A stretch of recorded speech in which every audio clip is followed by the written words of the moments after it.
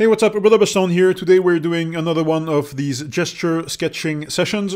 So if you haven't seen any of the previous ones, or if you've never tried these yourself, the point of gesture sketching is basically to try to capture the essence, like the basic energy of a pose very quickly and with very few lines. Trying to sort of identify the big gesture lines of the human body in a specific pose. So on the left, you'll see the reference image. On the right, you'll see my version, my sketch.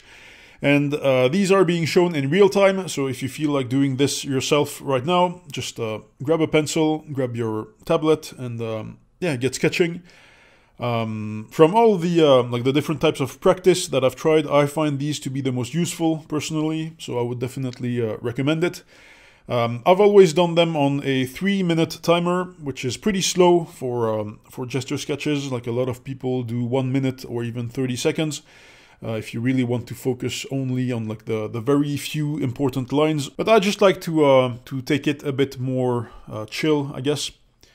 I was actually watching some of these after recording them, and as I'm drawing, I don't even realize how much time I spend on like completely pointless stuff, like inconsequential stuff, like the shape of the head, for example. Like most of them, I start by placing a circle for the head, and sometimes I spend like maybe like 10 or 20 seconds of those 3 minutes just like cleaning up the roundness of that circle. Like it's completely pointless in this type of exercise. But I'm just, I don't know, like my brain compels me to do that. So I guess that's another reason why I need the 3 minutes. But yeah, overall the focus should be on speed and like line economy pretty much. And if you want to try this with different types of images, different timers and so on, I use quickposes.com. There's a bunch of different settings there to play with. Okay, so let's get into today's chat. What are we going to talk about as we sketch here? I think I mentioned it in previous gesture sketching videos, but since these are a bit more relaxed in terms of commentary, I tend to consider them almost as my own little therapy sessions, where I just get to ramble about whatever's on my mind. I've never actually been to any sort of therapy, so I have no idea what it's like. But in my imagination, like that's what it is. A lot of flow of consciousness, rambling. I hope I'm not insulting any therapists out there watching. I really have no idea. I was actually talking about this last month on a stream on the subject of therapy. Like I have a couple of friends, and I'm sure I'm not the only one this happens to, but I have a couple of friends that I only see like every once in a while, who I know that every time we meet, I can tell that they see it almost as a therapy session for them. Where they get to unload all of their stuff that they've been keeping in on me. Because I try to, like in a conversation, I try to get interested in things that people tell me, like I ask questions and stuff. I try to remember things, which should be pretty normal behavior, but it turns out that's actually not the norm out there in the world. Like most people are not really that interested in other people's stories. And like I'm a pretty introverted person. Like it took me a while to realize that like just asking questions from people when they tell you something about them, like just showing some basic interest in what you're being told, like it's legit almost like a superpower in the real world. Like people are so used to everything just being like small talk, just like shallow small talk, or just those one-way conversations. They're so used to it that when they meet someone that actually pays attention and gets interested in what they're saying, like it instantly stands out. Like for example, if you are someone who has difficulties making friends, like just try it. Like when someone tells you something about them, instead of just saying something like, I don't know, like, oh, cool, oh, nice, and just ending it there, actually try to ask more about it. Like try to dig deeper, just show some interest, some genuine interest, and you'll see people will want to talk to you more. People just like it when you show interest in them. Like I do, everyone does. It's just human nature, I guess. And I'm not saying like fake it or something, but you should be interested in the first place. Like people are just interesting. I was actually thinking about this in relation to the streaming I was doing last month. I had a bunch of interesting conversations with people about the stuff that they were doing. And now sometimes when I'm just like I'm going about doing random stuff, I'll think like, hey, I wonder what happened to that guy that I met on stream. Like for example, there was a guy who was in the stream chat a bunch of times. He told us that he sent an application to get into the studio that developed the game Dead Cells. I forget the name of the studio, but he was French and the studio is French. And like pretty much every day on the stream, we would get some updates. He didn't get that job in the end, but I just got curious about his job hunting, and I kept asking him every time he came in. Like, I actually just wanted some updates. And like just recently, I don't remember what I was doing, but that thought popped into my head. Like, I wonder how his job hunt is going. Maybe if I don't stream more, I'll never know. I'll get no conclusion to that story. Or another guy who was in the stream chat a lot, who's from Russia. And last month was when the whole Ukraine situation started developing, and I was asking him about that and like his point of view from the Russian side. He's on the Discord as well, so he's not like gone or anything. But it still makes me think about streaming and how I'm probably losing on a lot of like interesting real-time interactions with people by not streaming.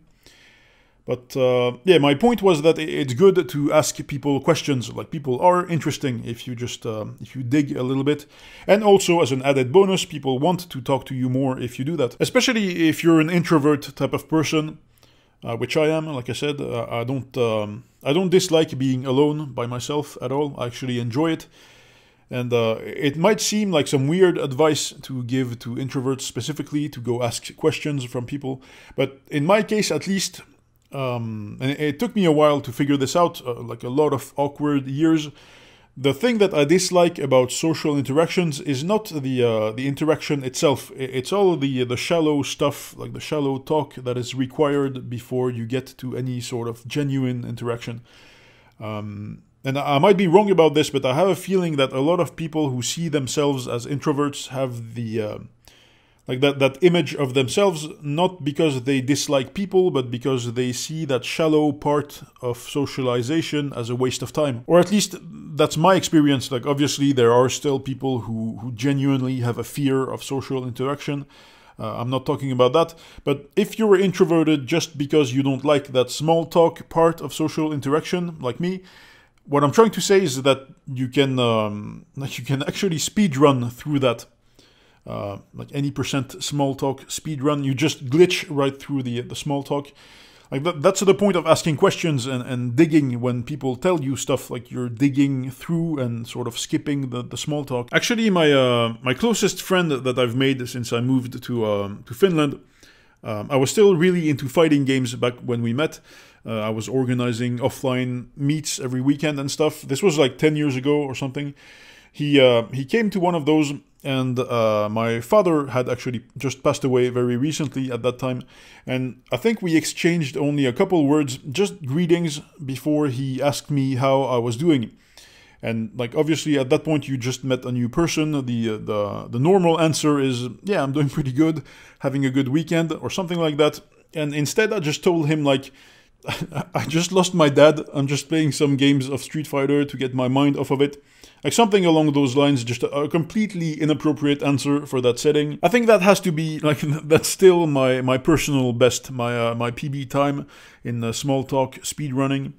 Like, that was the perfect run. I wouldn't recommend it, to be honest. Like, most of the time, people don't actually want to hear how you are doing. You're just going to look like a weirdo. But every once in a while, like, if you do it, it just, like, it blasts through that small talk phase. And yeah, you're going to meet someone who's not fazed by it, someone who accepts the gambit and starts asking and digging, and then you can do the same back, and there you go. You have successfully skipped the shallow stuff. And that might seem like very counterintuitive behavior for an introvert. Like, it might seem like the exact opposite of what you want to do as an introvert. But I guarantee that for some, it works.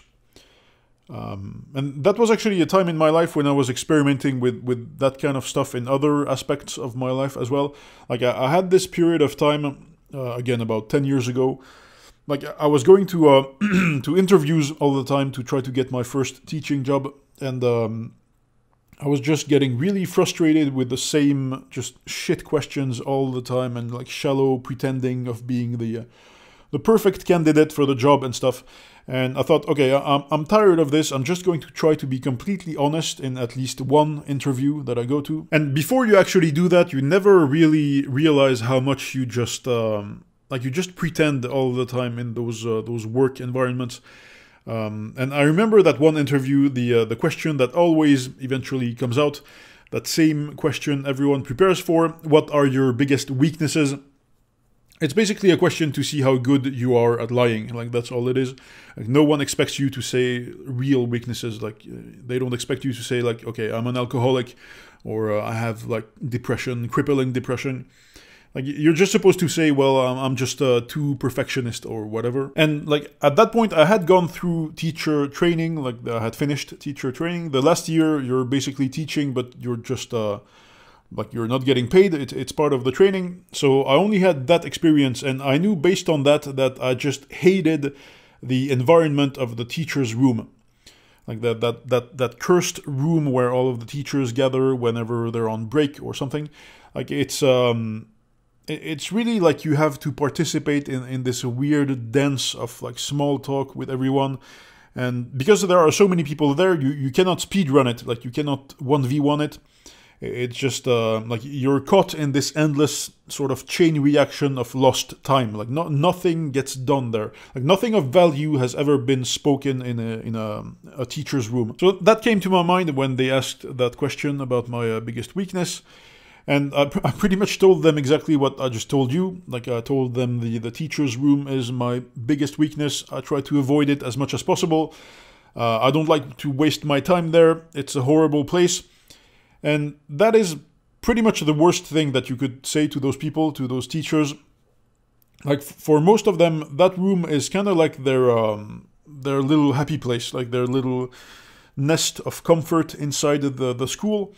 So you can imagine the look on their face when you just you basically just shit all over their happy place. I didn't get that job, obviously, but maybe if someone else was interviewing me and thought, okay, we're actually being honest here for once, let me dig a little bit.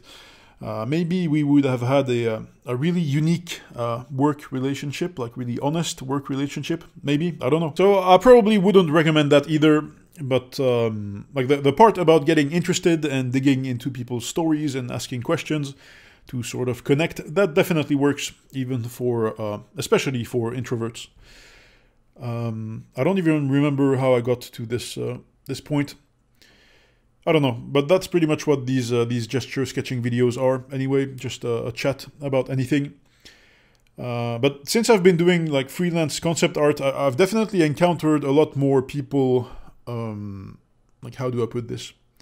I feel like this whole field of people who do art as their job, it has a lot of those introverts in all kinds of roles, and they've kind of figured out how to make it work, if that makes sense.